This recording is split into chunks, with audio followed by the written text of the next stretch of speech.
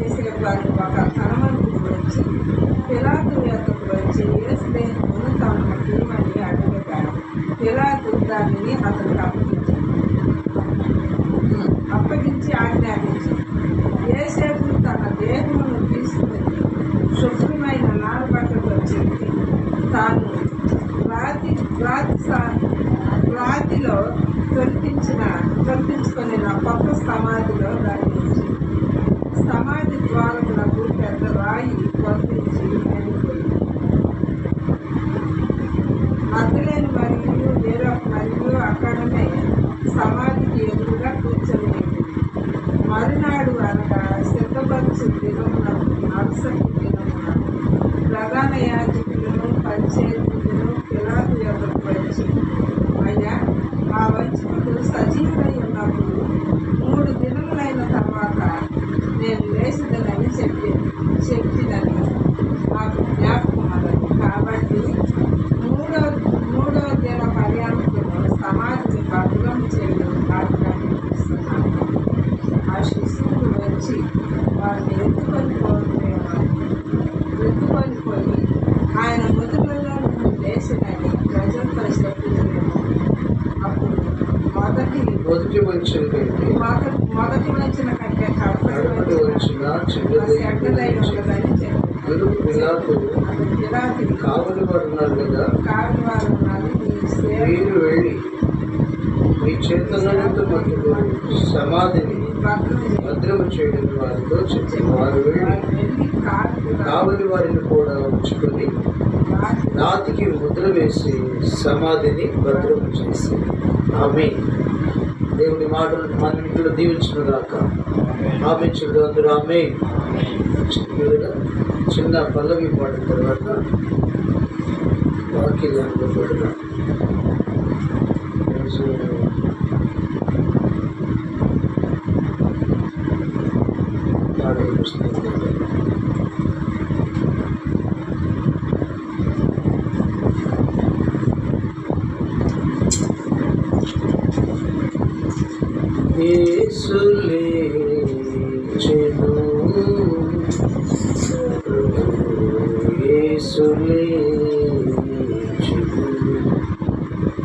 మృత్యుంజయుడై 3వ నాడు యేసు లేచెను. ప్రభు యేసు లేచెను. ప్రభు యేసు లేచెను. చెప్పండి. యేసు లేచెను. ప్రభు యేసు లేచెను. 3వ నాడు మృత్యుంజయుడై యేసు లేచెను. ప్రభు యేసు లేచెను. ప్రభు యేసు లేచెను. యేసు లేచెను. ప్రభు యేసు లేచెను. అవధి తల్లి కంపించెను. అమరత్వము సిద్ధించెను. అవధి తల్లి కంపించెను. అమరత్వము సిద్ధించెను. పురవీధులందు పరిశుద్ధులందు నడయాడినారు అరుగా. నడయాడినారు. యేసు లేచెను. ప్రభు యేసు లేచెను. 3వ నాడు మృత్యుంజయుడై యేసు లేచెను. ప్రభు యేసు లేచెను. ప్రభు యేసు లేచెను. ఆమేన్. హల్లెలూయా. దేవుని స్తోత్రం చెప్తాం. హల్లెలూయా. చేతులెత్తి పైకి. హల్లెలూయా. రక్షితులారా, దినాన యేసుక్రీస్తు ప్రభు వారి యొక్క పునరుద్ధాన దినం, అంటే తిరిగి లేచినటువంటి రోజు. తాను చనిపోయి ముందుగానే అనేక సార్లు కూడా తన శిష్యులతో చెప్తూ ఉంటారు, మనుష్య కుమారుడు పాపుల చేతికి అప్పగించబడి వారు ఆయనను హింసించి, బాధించి, నిందించి చంపివేస్తారు. అయితే నేను 3 దినాన తిరిగి లేస్తాను. దేవునికి స్తోత్రం. ఆ మాటలు చదువుదామా? నేను తిరిగి లేస్తానని అనేక పర్యాలు ప్రభువారు తన శిష్యులను బలపరుస్తూ చెప్పిన మాటలు చాలా చోట్ల ఉన్నాయి. ఒకసారి చూద్దామా? మత్తయి సువార్త 17వ అధ్యాయం, మత్తయి సువార్త 17వ అధ్యాయం 22వ వచనం చూస్తారా? మత్తయి సువార్త 17వ అధ్యాయం 22వ వచనం. 17-22 చదువు. రైట్.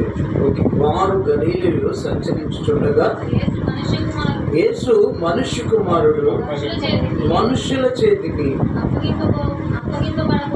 అప్పగింపబడబోచున్నాడు, వారాయనను చంపుదురు, 3వ దినమున ఆయన లేచునని వారితో చెప్పగా వారు బహుగా దుఃఖపడింది. ఏమంటున్నాడు?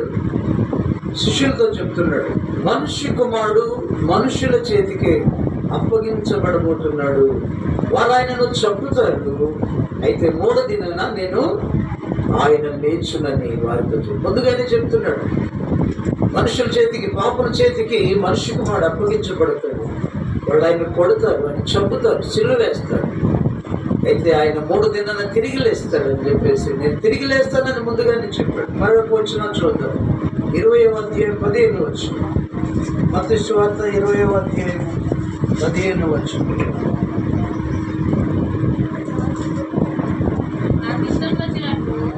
నా సొంత సొమ్ముతో చేయుట న్యాయము కాదా? నేను మంచివాడనైనందున నీకు కడుపు మంటగా ఉన్నదా అని చెప్పాను. 19 చదువుతారు. ఆయనను అపహసించుటకును, కొరడాలతో కొట్టుటకును, విసువేయుటకును అన్ని జనులకు ఆయనను అప్పగింతురు. పచ్చిని నుంచి కూడా చదువు. ఇదిగో యెరూషలేమునకు వెళ్ళుచున్నాము, అక్కడ మనుష్య కుమారుడు ప్రధాన యాజకులను శాస్త్రులను అప్పగింపబడును, వారు ఆయనకు మరణ శిక్ష విధించి ఆయనను అపహసించుటకు, కొరడాలతో కొట్టుటకును, సిలువేయుటకును అన్ని జనులకు ఆయనను అప్పగింతురు, 3వ దినమున ఆయన లేచును. దేవునికి స్తోత్రం. అంటే యేసుక్రీస్తు ప్రభు వారు భవిష్యత్తు జ్ఞాని అన్నారు. లోకంలో అనేక మంది జ్ఞానులు ఉన్నారు, కానీ వాళ్ళు ప్రవచిస్తుంటారు లోకం గురించి. వాళ్ళు చెప్పినవి జరుగుతాయో లేదో తెలియదు, కానీ యేసుక్రీస్తు ప్రభు వారు దేవుడు కాబట్టి ఆయన కదా, ఆయన చెప్పినవన్నీ కూడా జరుగుతూ ఉన్నాయి అన్నమాట. ప్రతిదీ జరుగుతూ ఉంది. సీమలో నువ్వు సముద్రానికి వెళ్ళు, అక్కడ ఒక గాలమి, ఒక చేప వస్తుంది, ఆ చేప నోట్లో షెకేల్ ఉంటుంది, దాన్ని తీసుకొని వచ్చి మన కోసం పనులు చెల్లించాలి. ముందుగా ఎరిగినటువంటి దేవుడు. చేప నోటిలో ఉంటే షెకేల్ ఉంటుంది. దేవునికి మహిమ కలుగుతుంది. స్తోత్రం చెప్పండి.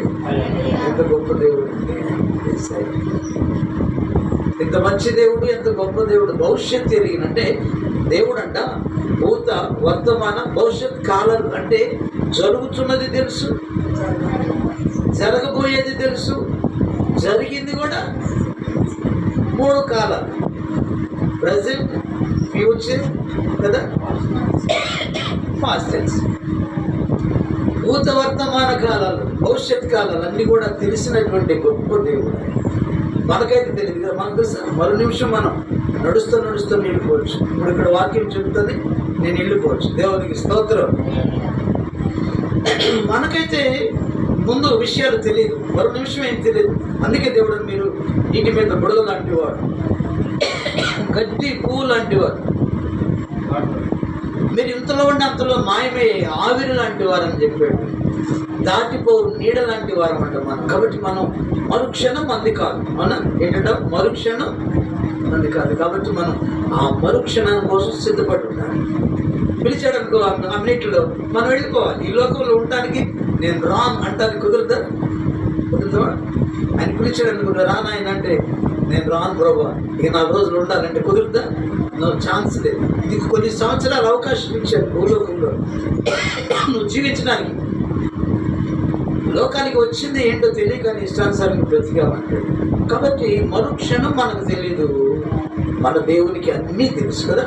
మనం ఏమై ఉన్నాం నీ గురించి నా గురించి అంట ఆయన గ్రంథంలో ముందుగానే రాసించాడంట. ఏం చేశాడు?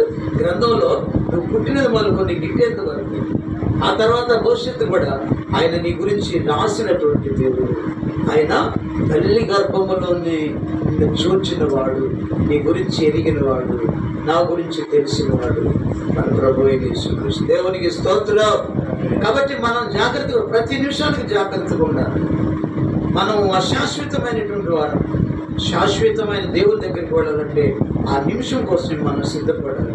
ప్రభు మరో నిమిషంలో నన్ను పిలిస్తే నీ దగ్గరికి వచ్చేటువంటి సిద్ధపాటు నాకు దయచేయమని మన ఆత్మను సిద్ధపరచుకుంటున్నారు, ఆత్మను బలపరుచుకుంటున్న వాక్యం ద్వారా రోజు అనుదిన వాక్యం చదువుకుంటూ వాక్యానుసారంగా జీవించుకుంటూ ముందు కొనసాగాలి. సిద్ధపడి జాగ్రత్త కలిగి ఉండాలి. దేవుని చిత్తమును జరిగిస్తున్నప్పుడు ఆయన ఒక పిలిచిన మనం దేవుని దగ్గరికి వెళ్ళగలుగుతాం కదా. కాబట్టి మన దేవుడు భవిష్యత్తు ఎరిగినటువంటి దేవుడు. ఆయన అన్నాడు చేపకి గాలం వేయి సముద్రానికి వెళ్ళి దాని నోటులో షెకేలు ఉంటుంది, దాన్ని తీసుకొచ్చి నా కోసం నీ కోసం పన్ను చెల్లించు అధికారులకు అన్నాడు. దేవునికి స్తోత్రం. అవును ప్రియులారా, గాలం వెళ్ళాడు పేతురు, గాలం వేశాడు, ఆ చేప పడింది. ఆ చేపను తీసుకుని బయట రాగానే చేప నోరు తెరిచిన వెంటనే చేప నోటులో షెకేలు అంటే డబ్బు ఉంది. దాన్ని తీసుకెళ్ళి కదా వారి కోసం పన్ను కట్టాడంట పేతురు. ప్రియులారా, కాబట్టి భవిష్యత్తు ఎరిగినటువంటి వాడు ఇంకా ఎన్నో అద్భుతాలు ఆయన